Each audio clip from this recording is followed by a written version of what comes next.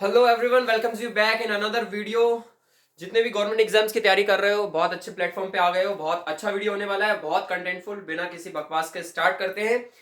देखिए, कोई शॉर्टकट वैसे तो है नहीं है। There is no short mantra for the success. But English में जितने भी आप गवर्नमेंट एग्जाम्स की इंग्लिश की प्रिपरेशन कर रहे हैं, कुछ तरीके हैं जो आपको, कुछ हैक्स मान लो आप, जो आपको बाकी लोगों के हिसाब से एक एज दे देंगे, एक कॉम्पिटिटिव एज दे देंगे। जो मेरे तरीके हैं, जो मैं आपको बताना चाहूंगा कि क्या ग्रामर पढ़े बिना, क्या ग्रामर के इतने सारे रूल्स याद रखे बिना भी आप इजीली ग्रामर में जितने भी आपके ग्रामर के क्वेश्चंस आते हैं, पैरा जंबल्ड वर्ड्स हो गए, आपके पैसेजेस हो गए, आपके थोड़े वोकैब हो गए, सिनोनिम एंटोनिम हो गए, आपके आइडियम्स एंड फ्रेजेस हो गए, क्या करके आप कर सकते हैं उन्हें बिना ग्रामर रूल्स के। बिल्कुल आप कर सकते हैं। मुझे ग्रामर नहीं आती थी, मुझे ग्रामर रूल्स नहीं आते थे, तब भी मेरे एयरफोर्स एग्जाम में 20 में से 15 मार्क्स आए थे, क्योंकि मैं बहुत ज्यादा रीडिंग करता था। बिलीव करिए, अंधे बेनिफिट्स हैं रीडिंग करने के, अपार बेनिफिट्स हैं। रीडिंग बेहोश होके नहीं करना है, स्मृति में करना है, अच्छे से करना है। और रीडिंग, आई रिक्वेस्ट यू, आप उस चीज की ही रीडिंग करो फिलहाल जो आपको हिंदी में पता है। जो चीज आपको हिंदी में पता है उसी चीज की इंग्लिश में रीडिंग करोगे, आप मानिए आपको समझ में भी आएगा, आपकी रीडिंग स्किल्स भी बढ़ेंगी, आपका वोकैब भी बढ़ेगा। और रही बात आइडियम्स एंड फ्रेज की, आइडियम्स हो गए, आपके फ्रेजेस हो गए, ठीक है, और आपके क्या हो गए, साइनो एंटो हो गए, कुल मिला के वोकेबलरी साइनो एंटो हो गए। और अगर आपके सिलेबस में वन वर्ड सब्सटीट्यूशन है, मतलब जितने भी वोकेबलरी और रट्टोफाइंग वाली चीजें हैं, सब्सटीट्यूशन। देखिए, इंग्लिश में मेनली दो तरह की हमारे पास चीजें, एक जो हमारे पास रट्टोफाइंग वाली चीजें हैं जिन्हें यहाँ बहुत सारा अपार उसमें सिलेबस है, और एक चीज जो आपके ग्रामर के दम पे हो जाएगा। तो मैं बोल रहा हूं, अगर किसी को ग्रामर नहीं भी आती है, आप रीडिंग के दम पर आधे से ज्यादा उठा लोगे वेटेज, आधे से ज्यादा आप बिल्कुल करेक्ट करके आएंगे। प्लीज रीडिंग करना स्टार्ट कर दीजिए, क्योंकि आप जब रीडिंग करते हैं और आप जब कहीं पढ़ते हैं, पैरा जंबल वर्ड पढ़ रहे हैं, तो आपको समझ आता है हाँ रीडिंग में मैंने ऐसा पढ़ा था, ये ऐसा होता है, तो वही आएगा। आपको वहां ग्रामर रूल नहीं पता है ना, आपको वहां ग्रामर रूल नहीं पता, लेकिन फिर भी आप कर पा रहे हैं। अब यहां हम थोड़े से पार्ट्स ऑफ स्पीच देखते हैं इंग्लिश की, जो बिल्कुल जान होती है, जड़ होती है। ये मैंने आपको कुछ हैक्स, कुछ शॉर्ट ट्रिक्स बता दी, आप प्लीज लिख लीजिए इन्हें। और यार प्लीज सुन के इग्नोर मत करना, फॉलो करना properly. I request you from the bottom of my heart that if you really want to succeed in the shortest time possible, then do start walking. Actions leads to further actions. थोड़े थोड़े results भी आपको मिलेंगे, आपको confidence आ जाएगा, धीरे धीरे आपकी गाड़ी चल पड़ेगी। बहुत तेज एकदम से कुछ नहीं उखाड़ना है। आज 10 मिनट पढ़ रहे हो तो कल सिर्फ 15 मिनट पढ़ना है। ज्यादा इमरजेंसी है तो 10 घंटे से भी शुरू कर सकते हो। It depends on your mind set, और खुशी से करना है, जो भी करना है इंजॉय करके करना है काम। मन मार के करोगे नहीं आने वाला मजा। इंग्लिश के पार्ट्स ऑफ स्पीच इंग्लिश की जान होते हैं। पार्ट्स ऑफ स्पीच, नाम से ही समझ आ रहा है, स्पीच के पार्ट्स। यस, जिसमें सबसे पहली चीज आपके पास नाउन आ जाती है। नाउन बेसिकली नाम होता है और कुछ नहीं होता। अब हमें यहाँ याद नहीं रखना कॉमन नाउन है, प्रॉपर नाउन है या कलेक्टिव नाउन है। अब ये आपके काम का नहीं है। इसमें जो इंपॉर्टेंट है थोड़ा सा बता देता हूं, थोड़ा सा अगर आपको कुछ याद करना है जो आपको वोकेब में भी काम आएगा। कॉमन नाउन, प्रॉपर नाउन, ये सब नहीं करना आपको, मटेरियल नाउन भी नहीं करना, और वो फीलिंग्स वाले जो नाउन होते हैं, एब्स्ट्रैक्ट नाउन, वो भी नहीं करना। आपको कलेक्टिव नाउन जरूर कर लेना है। कलेक्टिव नाउन ये आपको काम आ सकता है, ये आपको 100% काम आएगा। नाउन में आप सिर्फ कलेक्टिव नाउन पढ़ लो, जो ऐसे नाउन जो पूरे ग्रुप को डिनोट कर देते हैं, जैसे कि स्वॉर्म। ये क्या है आपका, ये ग्रुप ऑफ स्वॉर्म ड्रोन्स आपने सुने होंगे, जो डिफेंस वाले होंगे, स्वॉर्म ड्रोन्स, है ना। किसी कंट्री के पास स्वॉर्म ड्रोन्स है, वो स्वॉर्म की तरह जाते हैं, पूरे फैल जाते हैं। स्वॉर्म मतलब होता है ग्रुप ऑफ मधुमक्खी। आप जैसे आपका एक वर्ड होगा Saul, SHAWL, Saul, group of बहुत सारी फिश के ग्रुप को हम शाउल बोलते हैं। ऐसे ही काइंड ऑफ वर्क। स्कूल, ये भी एक आपका कलेक्टिव नाउन है, स्कूल, है ना, स्कूल ऑफ थॉट्स। और हमारे पास क्या है, टीम, टीम, गैंग, गैंग, और क्या है, आर्मी। तो कलेक्टिव नाउन तो आपको कर लेने हैं, इंटरेस्टिंग भी है, आपको करने में मजा भी आएगा। वन वर्ड सब्स्टिट्यूशन में भी आपको हेल्प करेंगे, आपके गवर्नमेंट एग्जाम जिनको भी आप टारगेट कर रहे हैं उनमें हेल्प करेंगे। और अब एक्सटर्नल मोटिवेशन ढूंढना बंद करो, मोटिवेशन बनाओ अपने एक्शंस को। एक्शन से मोटिवेशन आता है, किसी और की स्टोरी सुन के, किसी और के मोटिवेशनल लेक्चर से आपको कुछ नहीं होने वाला। आपके माँ बाप ने जिंदगी में इतना कुछ उखाड़ा है, जब उनके एक्शन से अपन मोटिवेट नहीं हो रहा है तो किसी और की स्टोरी सुन के क्यों हो जाएंगे? और होंगे तो वो तो टेम्पररी इमोशनल शिफ्ट होगा, टेम्पररी इमोशंस होंगे ना वो तो। गुस्सा और डर दोनों ही बहुत बेकार चीज है, पर दोनों ही बहुत अच्छी चीज भी है। अगर गुस्से और डर को आप कंस्ट्रक्टिव मैनर में यूज करें तो आपको तो कोई रोक ही नहीं सकता फिर सक्सेसफुल बनने से। सेकेंड चीज अगर हम देखें, यहाँ प्रोनाउन आती है। प्रोनाउन में आपके पास बहुत सारी चीजें आ जाती हैं, हम कुछ पे बात कर लेते हैं, इंपॉर्टेंट है ये। NOUN,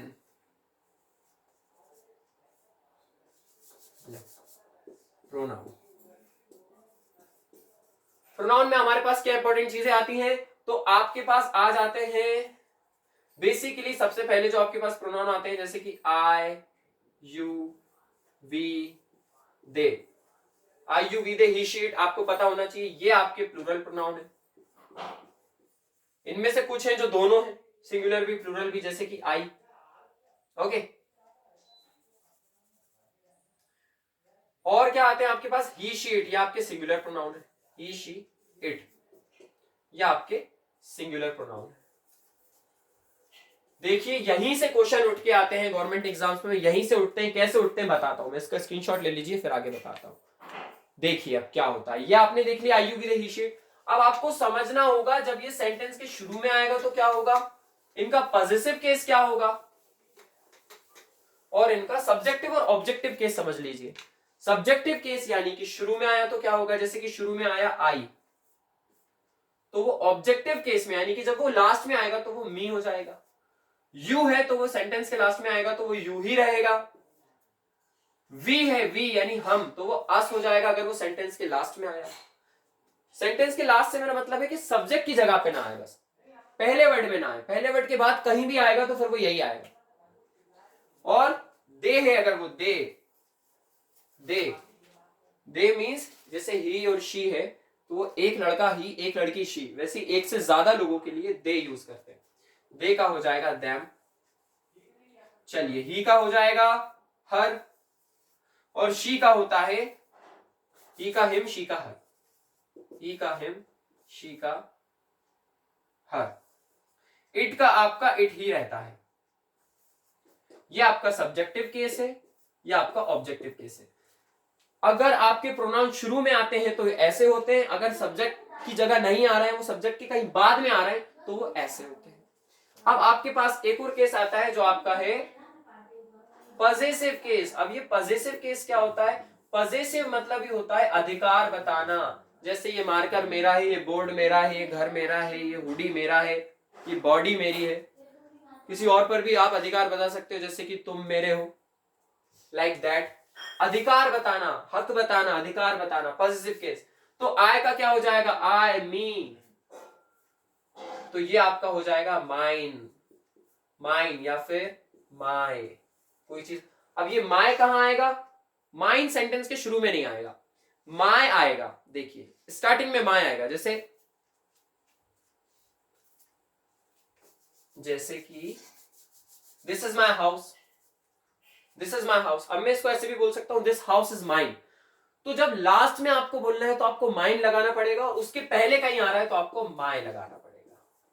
आई होप समझ आया होगा। सेकंड देख लेते हैं, यू। अब इसका क्या होगा? यू का क्या होगा? तो यू का आपका हो जाएगा योर, तुम्हारा, योर्स। ओके, योर और योर्स। वी, अस, इसका हो जाएगा आपका आर्स, हमारा, आर्स। और आर्स या फिर ओनली आर, इसका मतलब हुआ हमारा। दे, देम, देयर, उनका, उनकी या उनके। ही, हिम, हिज, हिज मीन्स उसका, उसकी या उसके। शी, हर, इसका भी यही होगा, हिज। इट का इसका हो जाएगा इट्स। ये आपका पॉजिटिव केस होगा, यानी कि अधिकार वाला। सेंटेंस में यूज करें, चलिए करते हैं। This is my marker, this marker is mine. This is my marker, that one is yours. ये मार्कर मेरा है, वो वाला तुम्हारा है, योर्स। आर मतलब हमारा, दिस इज आर हाउस, ये घर हमारा है, ये घर हमारा है, this is our house. That is yours, वो वाला तुम्हारा है।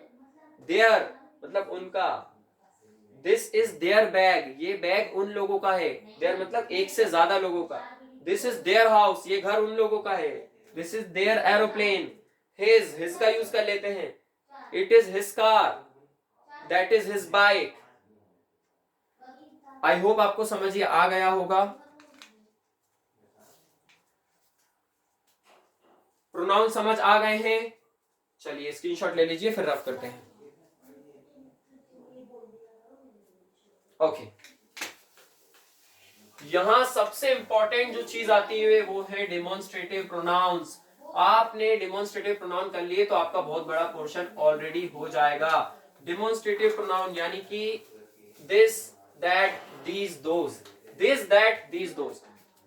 चलिए समझिएगा कहां यूज होगा, कैसे यूज होगा। डेमोन्स्ट्रेट मतलब होता है कोई चीज डिस्प्ले करना, कोई चीज दिखावा करना, दिखाना कोई चीज।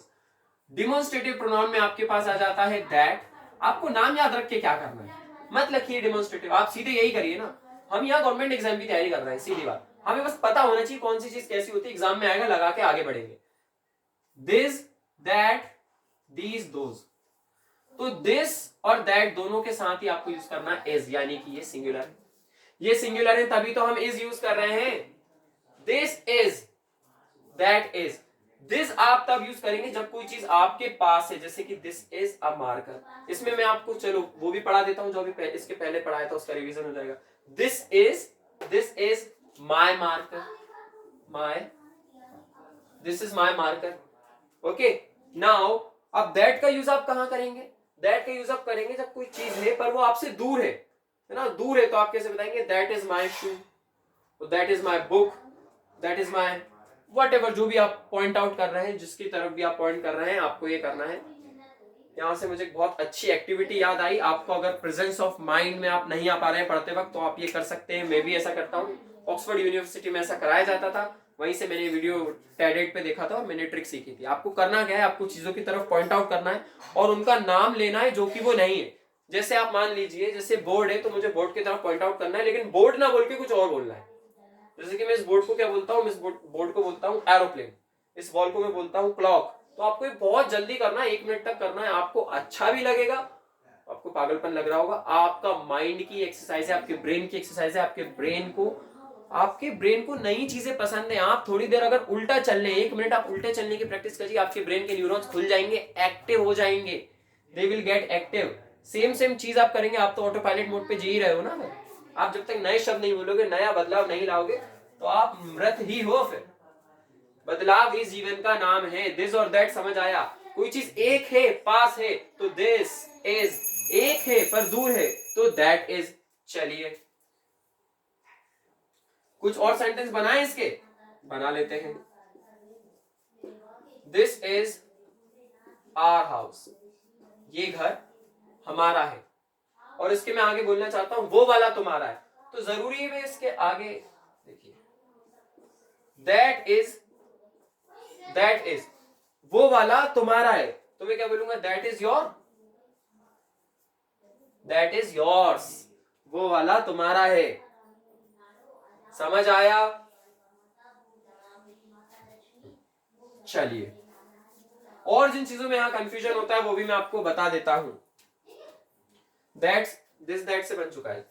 This is my book, this is, इससे बना लेते हैं, दिस इज हिज बुक, ये बुक उसकी है, वो वाली मेरी है। This is his book, that is mine. अच्छे सेंटेंस में आप देखिए, थोड़ा छोटा लिखा है, दिस इज हिज बुक, ये बुक उसकी है, वो वाली मेरी है, दैट इज माइन। यहां पे मैंने ये तो लिखा नहीं कि वो वाली क्या मेरी है, वो वाली बुक, तो बुक तो मैंने यहां लिखा ही नहीं। यहां पे सब्जेक्ट हिडन है, सब्जेक्ट एक बार यूज हो गया है ना, कि बात तो बुक की हो रही है ना, this is his book, that is mine. I hope it is clear. Screenshot ले लीजिए। चलिए आगे अब हम पढ़ेंगे दीज और दोज का use. Now will study these and those. कहां यूज होगा दीज और कहां यूज होगा दोज। बहुत इंपॉर्टेंट है, दीज एंड दोज। यहां से मैं आपको एक स्ट्रक्चर भी पढ़ाऊंगा दोज हु वाला। चलिए देखिए, दीज के साथ आपको आर यूज करना है और सिंपली इसके साथ भी आपको आर ही यूज करना है। दीज आर दोज आर, यानी दोनों ही प्लूरल हैं, तभी तो आप प्लूरल हेल्पिंग वर्ब यूज कर रहे हैं, आर यूज कर रहे हैं। कोई चीज पास है तो आपको दीज यूज करना है, दूर है तो आपको दोज यूज करना है। चलिए देखिए कैसे। These are my shoes, these are my shoes, these are my, क्या क्या लिख सकते हैं हम, शूज, शर्ट्स, शर्ट्स नहीं, shorts, trousers, trousers, spectacles, spectacles and so on, जो भी आप यूज करना चाहते हैं। Scissors, scissors. अच्छा, जो मैंने लिखा है scissors, shoes, shorts, trousers, spectacles, ये सारे प्लूरल है। हमारी टांगे भी दो होती हैं तो वो प्लूरल ही कंसीडर होगा। जो भी आप पहनोगे टांगों में, वो शॉर्ट्स हो, ट्राउजर्स हो, जीन्स हो, सब प्लूरल में काउंट होगा। आपकी आंखें दो हैं इसलिए स्पेक्टिकल्स भी आपके दो में काउंट होंगे, यानी प्लूरल में काउंट होंगे। और क्या क्या, आपके शूज, अनटिल अनलेस किसी की एक टांग हो तो वहां शू कंसीडर कर सकते हैं, नहीं तो आपको शूज ही बोलना है। Shorts, trousers, spectacles. बढ़िया, आई होप समझ आ गया होगा। These are my shoes, these are my scissors, these are my shorts, these are my trousers. ये जूते मेरे हैं, दीज आर माई शूज। वो वाले तुम्हारे हैं, तुम्हें कैसे बोलूंगा वो वाले तुम्हारे हैं, those are yours. Those are your shoes पूरा बोलने की जरूरत नहीं अगर पहले आप ये बोल चुके हैं तो, वरना आपको पूरा सब्जेक्ट भी बोलना पड़ेगा। Those are yours. समझ आया क्या? दीज कोई चीज पास है तो दीज, दूर है तो दोज, दोनों ही प्लूरल में ही यूज होंगे। I hope it is clear. कहां यूज करना है ये भी बता दिया, और कौन सी चीजें ऑलरेडी प्लूरल होती हैं ये भी बता दी। अच्छा, कुछ चीजें ऐसी भी होती हैं जो होती तो प्लूरल है दिखने में, उनके एंड में एस भी लगा होता है, पर वो सिंगुलर होती हैं। बताइए कौन सी ऐसी चीजें हैं जो होती तो दिखने में प्लूरल है पर होती वो सिंगुलर है।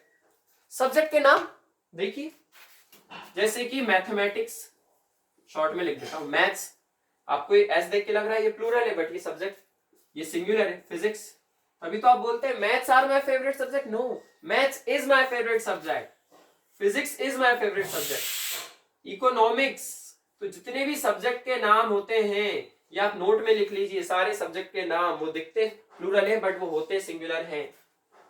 ओके, अच्छा, आपको ये रूल पहले भी नहीं पता था, फिर भी आप क्या कर रहे थे, फिर भी आप इज ही लगा रहे थे। आपको पता था कि इज ही यूज होगा, आपको रूल नहीं पता था। ये है रीडिंग की पावर।